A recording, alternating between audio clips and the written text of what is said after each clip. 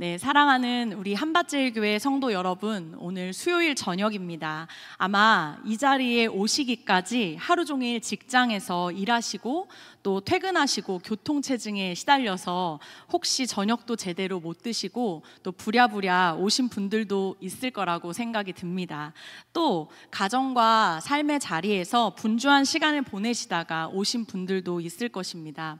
그렇기 때문에 제가 생각할 때 이 자리에 오신 분들은 조금은 몸도 피곤하고 마음도 무거울 수 있겠다라는 생각이 들었어요. 그러나 저는 오늘 우리가 드리는 이 예배가 2000년 전 갈릴리 가나에서 있었던 그 혼인잔치에서 예수님께서 그 포도주가 떨어진 잔치를 기쁨으로 채워주셨듯이 오늘 우리의 피곤한 몸과 마음을 새 힘으로 채워주실 거라고 믿습니다. 예수님의 임재하심으로 부족함이 채워지고 절망이 소망으로 변화되어 이 성전이 곧 가나의 혼인잔치와 같은 은혜의 잔치자리가 되기를 소망합니다. 그래서 오늘 설교의 제목을 가나의 혼인잔치가 아니라 원내동 혼인잔치라고 정해보았습니다. 요한복음에는 7가지 표적을 기록하고 있는데요. 성경은 이것을 단순히 하나의 기적이 아니라 표적이라고 부릅니다. 표적이라는 것은 기적이 일어난 그 사건 자체를 넘어서 그 속에 담긴 하나님의 메시지를 가리키고 있습니다. 그렇기 때문에 오늘 우리가 살펴볼 이 가나의 혼인잔치에 물이 포도주로 변한 사건은 단순히 포도주의 부족함을 해결한 것이 아니라 예수님이 그 사건을 통해서 우리에게 알게 하고자 하는 메시지를 가리키고 있다는 것에 우리가 더욱 주목해야 할 것입니다. 게다가 오늘 본문인 그 요한복음 2장에 기록된 가나의 혼인잔치는 예수님이 7가지 표적 가운데서 가장 첫 번째로 행하셨던 표적입니다. 그 첫 번째라는 것이 주는 특별한 의미도 있지만 이 첫 번째 표적이 가리키는 것이 예수님이 전능하신 하나님의 아들이라는 것을 입증하는 것이고 동시에 예수님으로 인하여 임하는 그 풍성한 구원의 기쁨이 이 이야기 안에 상징적으로 압축되어 있기 때문에 더 특별한 의미가 있습니다. 혼인잔치는 단순히 결혼 예식이 아니라 인생에서 가장 기쁘고 또 축복된 그런 순간들을 많은 사람들과 함께 나누는 의미 있는 자리라고 생각을 합니다. 저에게도 혼인잔치라는 인생의 가장 기쁘고 소중한 순간이 있었습니다. 저는 바로 이 자리에서 결혼을 했는데요. 설교문을 이렇게 적으면서 생각을 해보니까 제 기억 속에 그 저의 결혼식 날은 아름답다기보다는 일단은 그 드레스가 너무 쪼여가지고 갈비뼈가 부러질 것 같다는 생각이 계속 들었어요. 그리고 숨이 좀 잘 쉬어지지 않아가지고 호흡곤란이 막 오면서 내가 여기서 생을 마감하는 건 아닐까 하는 생각을 많이 했었고 또 사회를 봐주셨던 그 부목사님께서 짓궂은 장난으로 인해서 제가 이 자리에서 무반주로 댄스를 추었던 그 창피한 기억이 너무 생생하더라고요. 그때 당시에는 지금은 결혼식장 안에서 머리도 하고 화장도 하고 옷도 입고 그렇게 예식장에 들어가는데 저는 교회에서 결혼을 하다 보니까 그 머리랑 화장을 하는 곳이 다른 곳에 있었어요. 그래서 거기서 머리를 하고 화장을 하고 드레스를 입은 채로 이제 남편이 될 신랑의 모닝에 타고 드레스를 꾸겨가지고 이렇게 왔는데요. 그 남편이 교회로 오는 길에 갑자기 자기 안 되겠다고 하는 거예요. 그래서 뭐가 안 되겠다고 하는 거지? 라고 생각을 하고 저는 그냥 아무 생각 없이 있었는데 갑자기 동네 약국으로 가더니 그 턱시도를 입은 채로 우황청심원을 사가지고 그 약국 앞에서 원앙 2단지 약국 앞에서 벌컥벌컥 들이키던 그 모습 이 너무 많이 생각이 났고 또 그날 이 자리에서 저만 무반주 댄스를 춘 게 아니라 남편도 같이 췄거든요.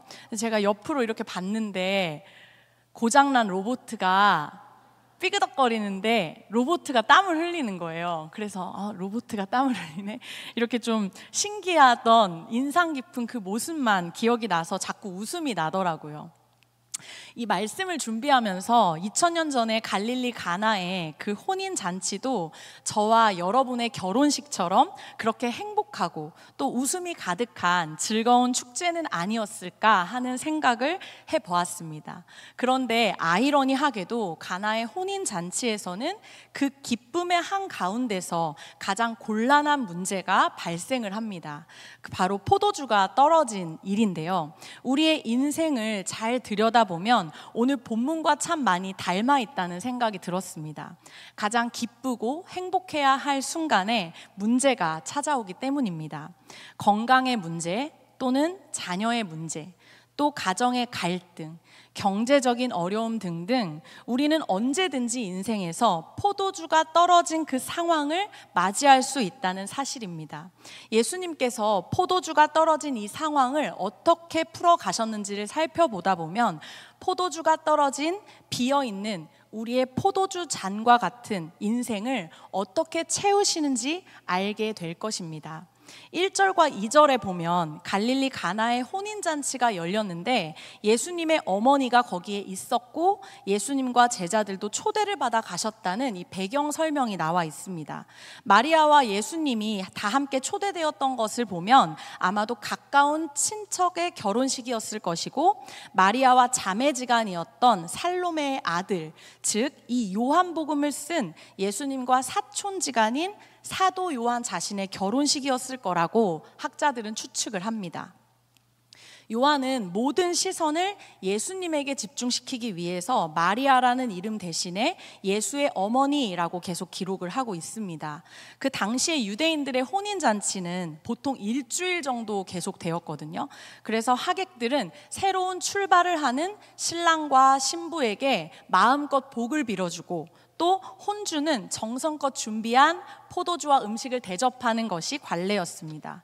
이 혼인잔치에 초대되신 그 예수님을 보면서 저는 아주 중요한 한 가지 사실을 발견하게 되었습니다. 그것은 우리 예수님께서는 누구든지 자기를 초대하는 사람을 절대로 거절하지 않는다는 사실입니다. 예수님은 잃어버린 자를 찾아 구원하러 오셨기 때문에 온 세상이 손가락질을 하고 비난하는 사람이라도 그 사람의 초대라도 거절하지 않으십니다. 마태복음 9장에 세리 마태의 집에 들어가셔서 세리와 죄인들과 함께 식사를 하신 것을 보아도 그렇고 또 누가복음 19장에 삭개오의 집에 들어가 유하신 것을 보면 잘 알 수가 있습니다. 예수님의 이러한 일들로 인해서 유대 종교 지도자들에게 어떤 말을 들을 줄 뻔히 아시면서도 예수님은 절대 그런 것들을 개의치 않으셨어요. 그래서 예수님이 중요하게 여기신 것은 오직 잃어버린 한 영혼을 구원하는 일이셨습니다. 이것이 바로 우리에게 주시는 은혜입니다. 예수님은 성전이나 제단에만 계시는 것이 아니라 우리가 초대하기만 한다면 우리의 가정과 우리의 삶 가운데 기꺼이 찾아오시는 분이라는 사실입니다. 성도 여러분, 여러분은 지금 예수님을 여러분의 삶과 또 여러분의 가정 가운데 초대하셨습니까? 예수님을 찾고 또 예수님을 영접하십시오. 그리고 예수님을 믿으십시오. 잠언 8장 17절에 나를 찾는 자들이 나의 사랑을 입으며 나를 간절히 찾는 자가 나를 만날 것이니라. 요한복음 1장 12절 말씀에 영접하는 자, 곧 그 이름을 믿는 자들에게는 하나님의 자녀가 되는 권세를 주셨으니, 그리고 사도행전 16장 31절에 주 예수를 믿으라 그리하면 너와 내 집이 구원을 얻으리라 라고 말씀하고 계십니다. 예수님은 오늘 이 말씀을 통하여 여러분의 마음 문을 두드리고 계십니다. 우리 함께 요한계시록 3장 20절 말씀을 같이 읽어보겠습니다. 시작. 내가 문 밖에 서서 두드리노니 누구든지 내 음성을 듣고 문을 열면 내가 그에게로 들어가 그와 더불어 먹고 그는 나와 더불어 먹으리라. 아멘. 예수님이 초대된 우리의 인생에도 위기가 찾아오듯이 오늘 본문 말씀에 보면 예수님이 초대된 혼인잔치에도 위기가 찾아왔습니다. 3절에 보니까 포도주가 떨어졌다는 것입니다. 물이 부족했던 그 당시에는 갈증을 풀기 위해서 그 포도주, 독주에 물을 타가지고 음료수처럼 마시는 기능도 했었지만 포도주가 빠지면 지금까지 즐거웠던 이 모든 흥이 깨지고 혼주는 욕을 먹고 심지어는 고소도 당할 수 있었다라고 하더라고요. 이 정도로 잔치 자리에서 포도주는 가장 중요한 역할을 하는 존재였습니다. 아무리 기쁨이 넘치는 잔치 자리라도 포도주는 마시면 마실수록 그것이 소비되어지는, 없어지는 것이기 때문에 이 포도주가 떨어지면 결국 그 기쁨도 끝나는 것입니다. 우리의 능력, 우리의 열심, 우리가 가진 재물도 결국에는 쓰다 보면 반드시 바닥이 나게 되어 있습니다. 그런데 바로 그때가 우리 예수님께서 일하시는 때라는 것을 기억하십시오. 마리아는 그 문제를 예수님께 가지고 갔습니다. 이것이 믿음의 시작이 되었습니다. 문제가 생겼을 때 여러분들은 어디로 가십니까? 사람에게 가십니까? 아니면 자기의 능력과 또 돈을 의지하십니까? 믿음은 문제를 해결하는 힘이 아니라 문제를 예수님께 맡기는 태도입니다. 우리 인생에 포도주가 떨어질 때가 분명히 있습니다. 꿈꾸던 미래가 무너지고 자녀를 바라보면 마음이 아프고 건강과 재정이 바닥날 때 그때 우리는 마리아처럼 주님께 가는 사람이 되어야 합니다. 마리아는 문제를 해결할 능력이 없었습니다. 제가 서울로 월요일마다 박사 과정을 위해서 학교에 가는데요. 가끔 지하철을 타면 저를 붙잡고 길을 물어보시는 어른들이 계시는 거예요. 제가 그럴 때마다 서울 사람 같이 생겼나? 좀 이런 생각도 하기도 하고 내가 좀 길을 잘 알 것 같나 하는 생각도 들면서 기분이 좋지만 저는 그 서울 길을 전혀 모르거든요. 그래서 제가 아무리 인정이 많고 도와주고 싶은 생각이 간절해도 저는 길을 모르기 때문에 저에게서는 절대로 답을 찾을 수가 없습니다. 우리도 삶에 문제가 생기면 답을 모르는 사람한테 가서 이야기할 게 아니라 모든 문제에 답을 아시고 길이 되어주시는 예수님을 찾아가야 하는 것입니다. 마리아의 믿음은 하나님께 능치 못한 것이 없다는 것이었습니다. 우리 함께 4절을 한번 보면요, 예수께서 이르시되 여자여 나와 무슨 상관이 있나이까 내 때가 아직 이르지 아니하였느니라 라고 말씀을 하십니다. 사실 어떻게 보면 이 포도주가 모자라는 것이 우리 예수님과는 아무런 상관이 없는 게 맞죠. 그러나 이 마리아의 믿음은 예수님에게 상관없는 일을 상관 있게 만들었습니다.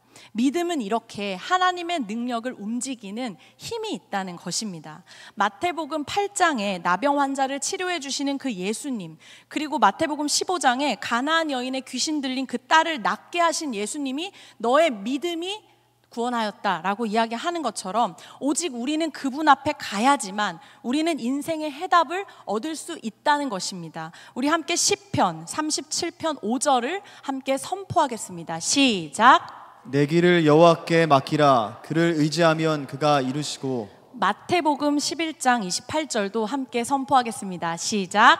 수고하고 무거운 짐진 자들아 다 내게로 오라. 내가 너희를 쉬게 하리라. 아멘. 이제 예수님은 그 문제를 해결하십니다. 놀라운 사실은 그 문제를 해결하시기 위해서 잔치집에 있는 아무 항아리나 붙잡고 쓰신 것이 아니라 유대인의 정결 예식에 쓰이던 돌 항아리를 선택하셨다는 사실입니다. 당시에 유대인들은 외출해서 돌아오거나 식사하기 전에 손과 발을 부지런히 씻음으로써 부정함에서 벗어나 깨끗하게 된다는 그런 율법이 있었습니다. 그 정결 예식을 하기 위해서는 집집마다 돌 항아리가 있었는데요. 이 돌 항아리는 6절에 기록된 것처럼 율법과 정결 예식을 상징하는 것이었습니다. 율법은 인간의 죄를 드러낼 수는 있지만 결코 구원을 주지는 못하기 때문에 그 항아리에 있는 물을 떠서 열심히 손과 발을 씻게 되면 비워지는 그 항아리의 물은 결국 사람이 늘 다시 채워야만 하는 것입니다. 그런데 예수님께서 오늘 이 바로 그 항아리를 사용하셔서 새로운 일을 시작하고 계시는 것입니다. 하인들에게 항아리에 물을 채우게 하시고 그것을 포도주로 바꾸시는 놀라운 역사를 지금 행하고 계신 것입니다. 이것은 인간의 열심에서 하나님의 은혜로 전환되는 놀라운 장면입니다. 사랑하는 성도 여러분, 신앙생활을 오래 했어도 여전히 이 돌 항아리의 물과 같이 율법을 붙잡고 있는 분이 있을 수 있습니다.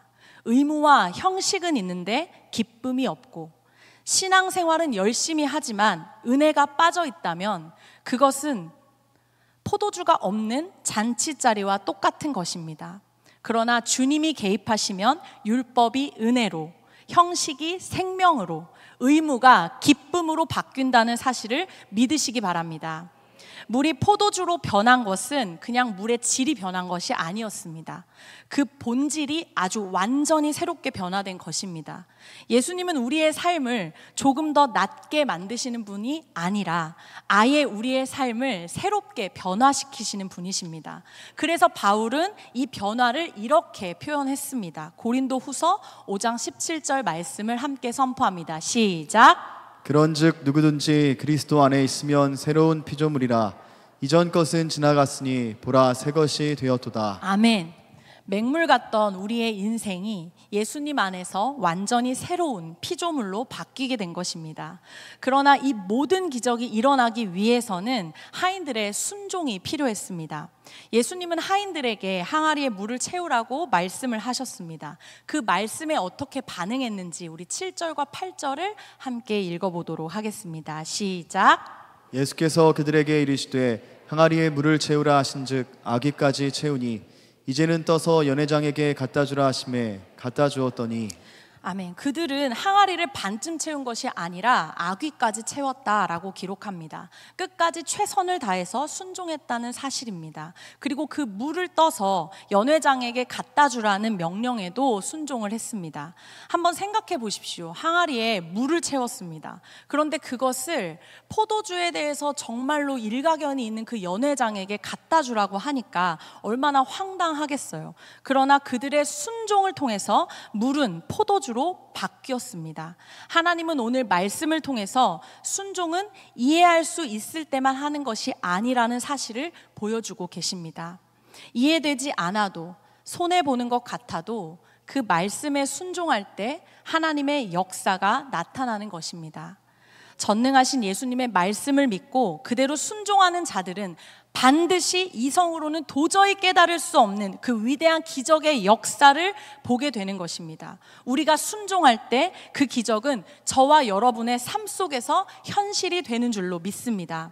이 말씀을 준비하면서 저에게 큰 깨달음이 하나 있었어요. 그래서 하인들이 채운 그 맹물이 바로 저 자신과 같다라는 것을 깨닫게 되었습니다. 아무런 맛도 없고 아무런 능력도 없는 그런 맹물 같은 저를 주님께서 사역자로 세우셔서 하나님의 나라의 일을 하게 하시고 또 오늘 이 자리에서 여러분에게 말씀을 전하게 하시는 이 사실이야말로 저에게는 정말 기적과 같은 일입니다. 그리고 또 한 가지를 더 생각하게 되었는데, 물이 포도주로 바뀐 사실을 누가 가장 잘 알았을까라는 생각을 해보게 되었습니다. 바로 그 물을 채우고 떠다 준 하인들이었습니다. 그 9절에 보면 다른 사람들은 맛 좋은 포도주가 나왔다고 즐거워했지만 사실 그것이 맹물이었다는 사실은 하인들만 알았더라라고 기록이 되어 있더라고요. 저도 그렇습니다. 저는 제 안에 아무런 능력도 없고 아무런 내세울 것도 없다는 사실을 제가 가장 잘 알고 있습니다. 그런데 그 물 같은 저를 사용하시는 하나님의 은혜 앞에 저는 감사할 뿐이었습니다. 이 자리에 계시는 사랑하는 한밭제일교회 성도 여러분은 오늘 예수님의 손에서 새롭게 변화된 가장 좋은 최상의 포도주와 같은 분들이십니다. 죄인이었던 여러분은 새롭게 변화를 받아 구원을 받고 영원한 생명을 얻게 된 그 놀라운 기적의 바로 주인공이십니다. 우리 모두는 맹물과 같은 죄인이었습니다. 그러나 사랑의 예수님이 저와 여러분의 인생 가운데 친히 찾아오셔서 우리를 만나주시고 문제 앞에 실패하고 죄에 빠져 평안함이 없고 질병과 고통으로 신음하며 절망의 나락에서 허우적거리면서 그 율법의 껍데기에 쌓인 우리를 그 항아리에 담아서 새로운 피조물로 바꾸어 주셨다는 사실입니다. 그래서 이 자리에 계신 여러분은 모두가 이미 기적의 주인공이 된 것입니다. 그렇기 때문에 오늘 이 말씀은 단순히 과거의 사건이 아니라 오늘 우리의 이 이야기입니다. 여러분 가정의 빈 잔을 주님께 가져가십시오. 부부 사이의 문제, 또 자녀와의 갈등, 경제적인 어려움, 그리고 건강 문제가 우리의 비어있는 잔입니다. 여러분이 가진 모든 삶의 문제를 숨기지 말고 주님께 가지고 오십시오. 마리아처럼 가장 먼저 예수님께 나아가야 합니다. 교회의 빈잔을 주님께 드리십시오. 세워야 할 다음 세대와 부족한 교사와 또 교회를 위해서 더 깊은 사랑과 헌신이 필요한 우리 교회 곳곳의 모든 부족함을 주님께 내어드릴 때 예수님이 새 포도주로 채워주실 것입니다. 교회는 결코 인간의 프로그램으로 세워지지 않기 때문에 주님이 주인이 되실 때 우리 교회는 잔치 자리가 될 것입니다. 여러분 개인의 빈 잔도 주님께 내어놓으십시오. 혹시 여러분 영혼이 메말라 있습니까? 말씀의 은혜가 사라지고 기도의 열정이 식어버렸습니까? 오늘이 바로 그 여러분의 빈잔을 주님께 내어놓을 수 있는 기회입니다.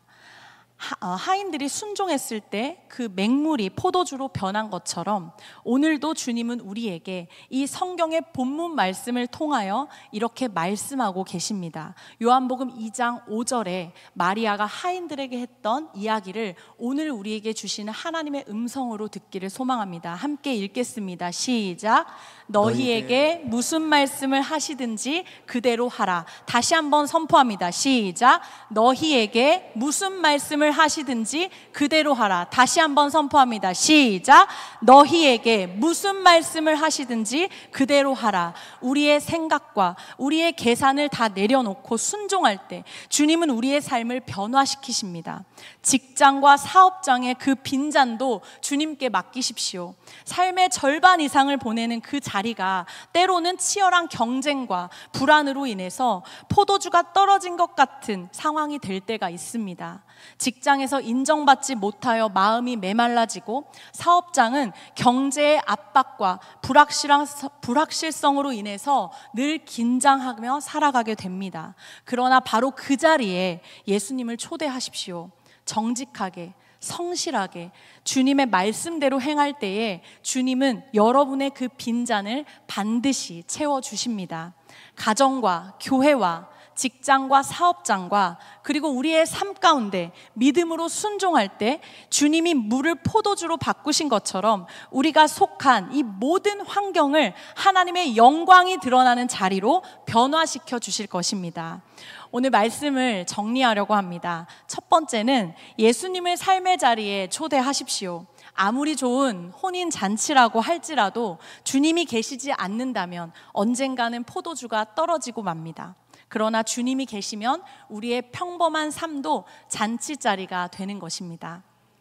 두 번째는 우리의 모든 문제는 주님께 가져가야 합니다. 마리아처럼 가장 먼저 주님께 달려가십시오. 우리의 힘으로 해결할 수 없는 문제를 주님께 맡길 때 그것은 은혜의 시작이 될 것입니다. 마지막으로 주님의 말씀에 순종해야 합니다. 하인들이 이해할 수 없는 그 항아리에 물을 채우라는 명령에도 그대로 순종했을 때 그 자리에서 물이 포도주로 변했습니다.